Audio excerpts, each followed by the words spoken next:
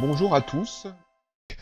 Je vais essayer de vous montrer comment on peut répondre aux problématiques du droit des personnes et des contraintes que ça pose en termes de gestion interne grâce à des solutions telles que des solutions de gestion de base de données ou de CRM. Donc dans ce cas-là, la première chose, c'est que la collecte des données personnelles doit s'accompagner d'une information claire et précise.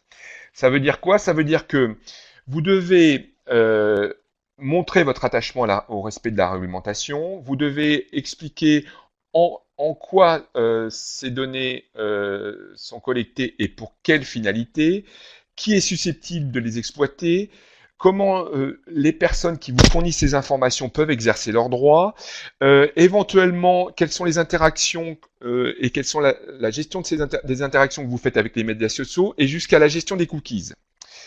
Et vous pouvez, donc, au regard de ces dispositions-là, vous serez certainement amené à mettre à jour votre politique de protection des données, à distinguer ce qui relève de la protection des données du reste, comme l'acceptation des conditions générales d'utilisation, les conditions contractuelles, puisqu'il est dit qu'en fait, il ne faut pas que l'acceptation ou de la politique en termes de protection des données soit noyée dans des conditions générales d'utilisation. Il faut qu'elle soit parfaitement identifiée, puisque ça peut être un accord bien distinct.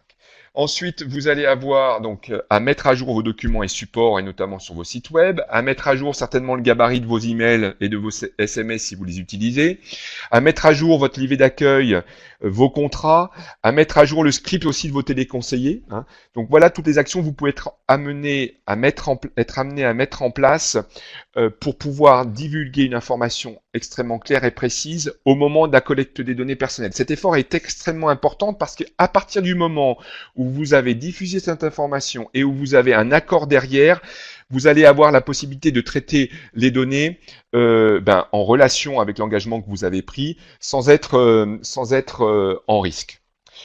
Voilà. Ensuite, vous avez le consentement de l'individu. Donc ça, c'est évidemment au cœur du règlement RGPD. Donc là, ça doit être, comme vous le savez, une démarche qui doit être volontaire et préalable à toute collecte. Le consentement, les consentements présumés dont aucune référence n'est concernée doivent être renouvelés.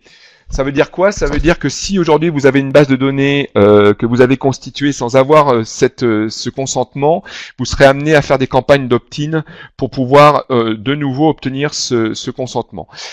Il doit être distinct des autres questions posées, hein, ça j'en parlais précédemment. Il doit être vos interlocuteurs doivent être libres de retirer à tout moment leur consentement et donc vous devez leur faciliter la tâche en la matière. Vous devez vous ménager la preuve du consentement obtenu et en tenir compte dans tous les traitements. Ça veut dire que globalement, vous n'avez plus de cases à cocher par défaut, c'est-à-dire que là, il faut que ça soit fait volontairement. Il faut certainement être amené à faire des campagnes d'opt-in sur des bases existantes.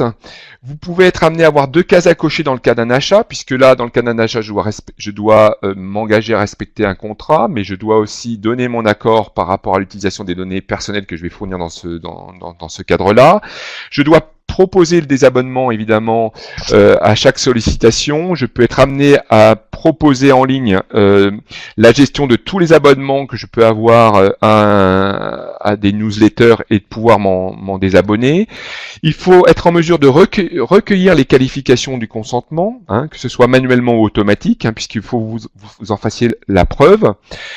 Et puis, vous pouvez être amené effectivement à utiliser ces informations-là dans l'ensemble des filtres que vous allez utiliser pour les ciblages de vos actions marketing, de prospection, pour la publication d'informations sur des annuaires en ligne, par exemple, je pense notamment au membership. Alors, le recueil de consentement, quelques exemples. Donc, vous voyez, vous avez ici un formulaire standard dans lequel la personne est invitée à renseigner ses informations et vous voyez que sur le bas, si jamais je veux créer mon compte, eh bien tant que je n'ai pas coché la case « J'accepte les conditions légales », eh bien à partir de là, je ne peux pas valider ce formulaire. Donc ça m'amène à consulter, je dirais, toutes les dispositions et donc toutes les informations relèvement du traitement des données qui vont être faits si je fournis mes données à titre personnel, avant de pouvoir continuer à créer mon compte. Donc ça, c'est un des premiers points. On voit qu'on a des cases à cocher différentes pour demander l'autorisation sur d'autres sujets. Deuxième chose, vous pouvez être amené aussi à ce que, vous savez, sur certains sites, à ce que la création notamment de comptes pour obtenir des newsletters ou autres se fasse en utilisant les comptes des réseaux sociaux. Donc dans ce cadre-là, eh bien à ce moment-là, l'interlocuteur va basculer sur son compte des réseaux sociaux, LinkedIn ou Facebook, etc. Et il sera amené à accepter les conditions LinkedIn ou Facebook avant de valider, je dirais, le lien qu'il va y avoir entre ce formulaire-là et puis son compte LinkedIn, Facebook ou Twitter. Ensuite, vous pouvez avoir les préférences de communication. Donc là aussi, en matière de collecte, notamment quand vous diffusez beaucoup d'informations, des newsletters thématiques, des newsletters d'actualité, etc., ou que vous diffusez des éléments particuliers auprès de vos membres, auprès de vos clients, etc., vous pouvez être amené à leur mettre à disposition, à travers leur compte, un certain nombre d'éléments en termes de préférences de communication qui vont leur permettre à tout moment de se désabonner de différentes newsletters, de se réabonner à des newsletters, éventuellement de préciser quels sont les moyens de communication qu'ils souhaitent que vous utilisiez pour prendre contact avec eux et quelles sont notamment les langues qu'ils souhaitent voir utilisées pour prendre contact avec eux. Donc ça, c'est des choses que vous pouvez mettre à disposition sur vos sites internet et vous devez être extrêmement clair quant à la communication que vous faites sur votre politique en matière de protection des données et bien le différencier, comme on le voit ici, des autres éléments comme les conditions générales d'utilisation, comme les mentions légales relatives à des contrats qui peuvent être signés ou à des achats qui peuvent être faits. Voilà. Donc ça, c'est concernant donc le recueil du consentement. Après, au niveau de la traçabilité et de la preuve que vous devez apporter, et puis de la prise en compte de ce consentement dans l'ensemble de vos actions, ben vous devez être amené à pouvoir les stocker en base de données, hein, comme on le voit ici. Hein.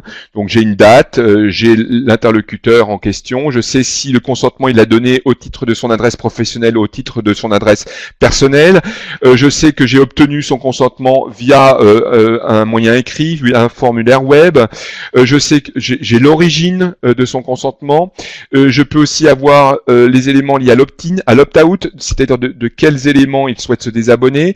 Quand c'est une collecte en matière d'opt-in, il y a une invitation, etc. Je peux savoir quelle est la campagne qui est concernée. Donc je vais avoir ici tous les éléments qui me permettent à tout moment d'apporter la preuve du consentement que j'ai obtenu auprès des organismes de contrôle si je suis contrôlé. Donc ça, c'est un des premiers points. Le deuxième point, donc, au niveau de la du recueil du consentement, c'est qu'évidemment, au niveau de la fiche de vos contacts, ben vous pourrez avoir, si vous êtes sollicité par téléphone, par exemple, si quelqu'un se plaint d'avoir reçu un email, etc., vous aurez la possibilité d'avoir évidemment tout l'historique du consentement qui a été fait par cet interlocuteur et de lui expliquer que ben vous aviez bien obtenu son consentement et que vous êtes prêt à l'entendre aujourd'hui, et donc à mettre fin à son abonnement à une newsletter, par exemple. Ensuite, il faut permettre, et là je vais aller plus vite au regard du temps qui nous reste, mais il faut permettre à vos interlocuteurs d'exprimer leur droit d'opposition. Donc dans ce cadre-là, là aussi il faut pouvoir les informer en la matière, il faut pouvoir leur mettre à disposition des éléments qui leur permettent d'exprimer cette demande, vous permettre de qualifier, d'enregistrer cette demande pour pouvoir la traiter, pour pouvoir surveiller les délais de réponse et puis pour pouvoir garder la preuve du traitement que vous faites de ces données. Et donc dans ce cas-là, vous allez avoir donc un certain nombre d'éléments qui vont vous permettre effectivement de traiter ces éléments-là dans les outils de type CRM. Vous avez aussi des demandes qui relèvent du droit d'accès à la rectification, la portabilité et la suppression des données. Donc ça, c'est des éléments extrêmement importants. Donc là aussi, pour répondre à ces éléments, comme vous le voyez à l'écran, il va falloir mettre en place une organisation, d'accord ? C'est-à-dire quelles sont les personnes qui vont être en charge de traiter ces demandes que vous allez recevoir, désigner si possible un délégué à la protection des données, dont ça sera notamment le rôle et vers qui vous allez pouvoir faire converger l'ensemble de ces données. Il va falloir que vous soyez amené à enregistrer toutes ces demandes avec en tête aussi les limites au droit d'accès, parce que dans un certain nombre de demandes, vous pouvez les considérer comme non recevables si par exemple la personne n'a pas fourni ses pièces d'identité qui prouvent que c'est bien lui qui fait la demande, par exemple, et que c'est bien les données qu'il concerne sur lesquelles il exerce un droit de rectification, de portabilité ou de suppression.